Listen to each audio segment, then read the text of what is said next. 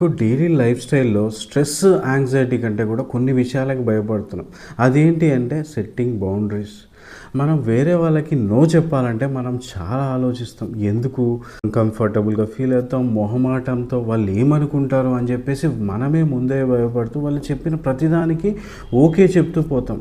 కానీ ఇలా ఓకే చెప్తూ పోయే కొద్దీ మనకేమవుతుంది చిన్న చిన్నగా ప్రాబ్లమ్స్ పెరిగిపోయి రోజు రోజుగా మనకు స్ట్రెస్ అనేది పెరిగిపోతుంది.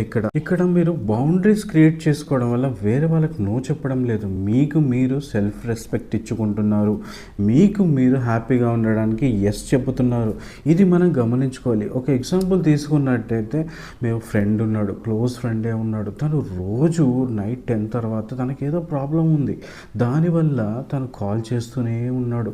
కాల్ చేస్తుంటే మనం కూడా తను బాధపడతాడు, మన ఫ్రెండే కదా అని రోజు తీసుకొని మాట్లాడుతూనే ఉన్నాము. తర్వాత మనకు ఎనర్జీ డ్రైన్ అయిపోతుంది, స్ట్రెస్ అవుతుంది. అప్పుడు మనం చిరాకు పడతాము.